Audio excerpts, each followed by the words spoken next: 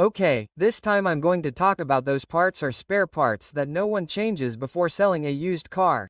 Of course, I'm referring to those cars that are generally bought on the street, which are second or third hand, and even some semi-new vehicles will also require the parts I'm going to talk about, and I'm referring to those parts or spare parts that are generally beyond the general inspection that is done to a vehicle before buying it. Generally, we focus a lot on the transmission, the engine, of course, on the aspects that are visible to the naked eye, such as the paint. Of course, we always review issues that have to do with the behavior of the vehicle. These are generally the most important points that can be quickly reviewed before buying a used vehicle. However, there will be other parts or spare parts that are not so obvious, that may not be urgent to change in a vehicle, but in the short or medium term. It is very possible that we will have to change these types of parts or spare parts, which I am going to talk about, since when we buy a used vehicle, these types of parts are already halfway through their useful life, at most, but they are generally at the end of their useful life, due to the wear and tear that a used vehicle already has. So, without further ado, let's start with something that is very important, which is the brakes.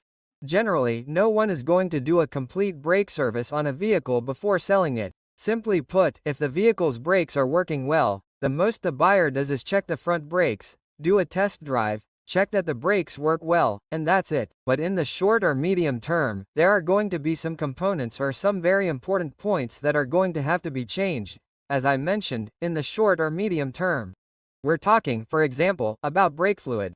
Brake fluid is a very important component of the braking system, of course, and many times, even in the vehicle manuals, there is no specification of when the brake fluid has to be changed, because the brake fluid in modern vehicles is quite durable. Generally, DOT3 or DOT4 are used, which are very good quality fluids that have an extended life, but this extended life is not eternal, and many times they are not mentioned in the manuals because it does last until the warranty period, which is usually around 80,000 miles, or a little more or a little less. So it is true that the first 80,000 miles do not have to be changed. Generally, after that period, the brake fluid begins to lose properties. It begins to absorb moisture due to the time it has been used, due to so much wear, which is normal. Therefore, the brake fluid is one of those items that a new owner of a second-hand or third-hand vehicle will have to change in the short or medium term.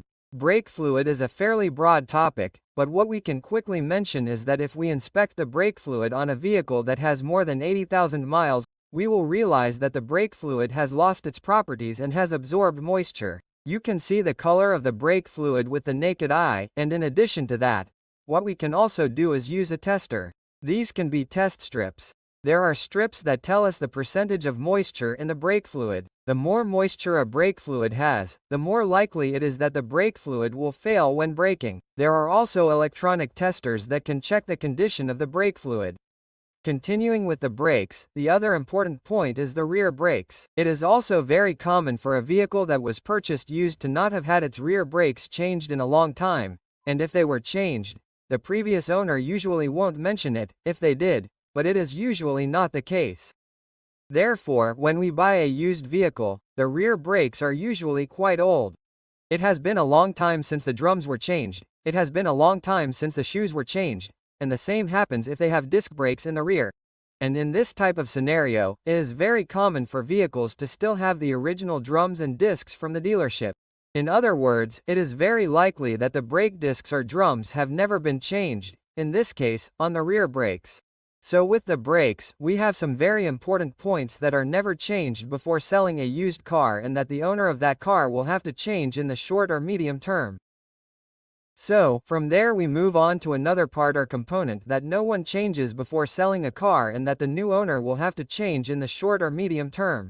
And I'm referring to the steering knuckles or tie rods.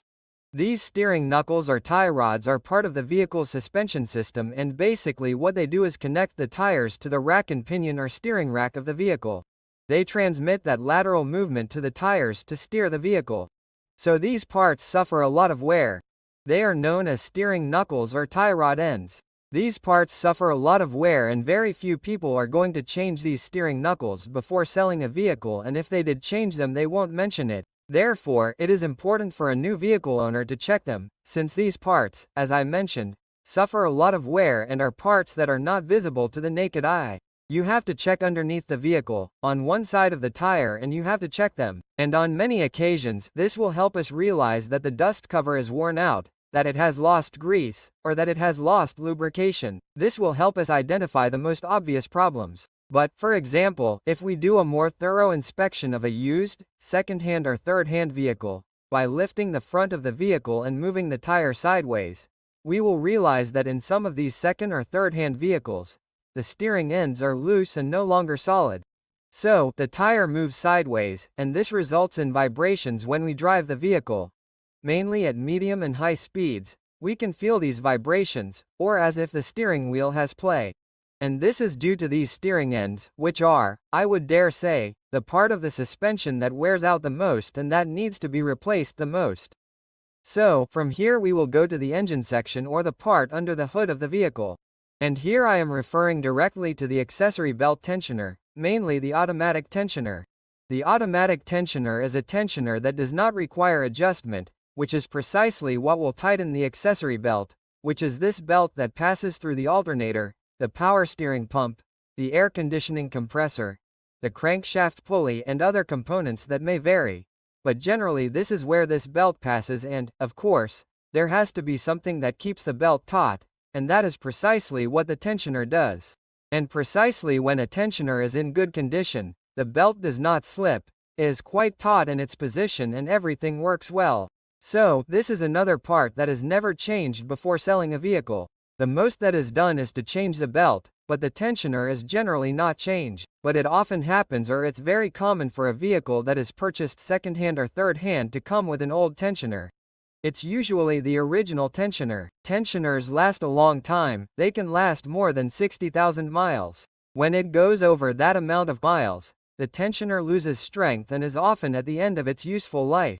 And if it's not changed, it's very likely that the belt will start to slip. The famous belt noises will start to appear because the tensioner is already old, it's no longer at its best, or it's at the end of its useful life. And if we inspect it or check it, we'll realize that it's no longer as tight. And of course, it's very important to mention that the belt tensioner, the automatic tensioner, is one of the main causes of the famous belt noises in second-hand or third-hand vehicles. And that's precisely why we're mentioning that second or third-hand vehicles usually still have the original tensioner that has accumulated more than 100,000 miles, which is quite a lot. We're already talking about almost 10 years of service. So, next we're going to continue with the engine mounts. And this thing about engine mounts is a very important topic. They're very important components, since their function is to hold the engine together or keep it attached to the vehicle's chassis. And it's not just about holding the engine together with the chassis securely, solidly, and stably, but it also has to be flexible enough to absorb the different movements and vibrations that a vehicle is subjected to. As we know, both the engine and the transmission are very large, very heavy components that are supported by the vehicle's chassis. That's why they're so important and why they're usually made of metal and plastic. Many times, it's quite thick metal or plastic. There are some that are hydraulic, they are made of metal and they also have a hydraulic system, they have oil inside.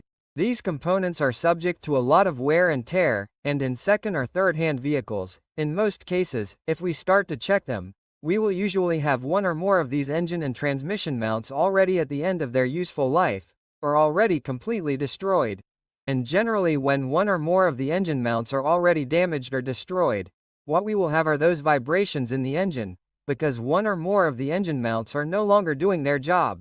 That's why, in this type of second or third-hand vehicle, if inspections aren't done on time, when we have damaged engine mounts or at the end of the useful ascent, in many of these vehicles that don't have this maintenance, we have this problem of the vehicle shaking a lot and, many times, they start looking for other causes, such as, for example, engine problems, misfires, or lack of maintenance. And that may have something to do with it, but many times, apart from that, damaged engine mounts also contribute a lot to this type of vibration that becomes very noticeable, mainly at idle and when the vehicle stops. Therefore, for anyone who has a second or third-hand vehicle, it is a very good idea to check the engine mounts. And if necessary, it is best to change at least the ones that are most worn or those that are already at the end of their useful life. If everything looks normal, if there are no visible problems, it is fine, perfect, we are lucky, how great. But if there are any that are already loose, that are very loose, that are already broken, For example, when an engine mount is no longer useful or is already at the end of its useful life, you can immediately notice that the mount is loose. Sometimes you can see how the Yule or the plastic is already broken. The hydraulic ones are also immediately noticeable when they are already leaking oil, are already broken, simply do not work or are already at the end of their useful life. And the most advisable thing is to change them to prevent the vibrations from multiplying, and with them the rest of the mounts are damaged one by one. And that's all for now. Thank you for watching the video. Don't forget to like the video if you liked it or found it useful. That helps me a lot. And that's all. I invite you to continue here on the channel, and until next time.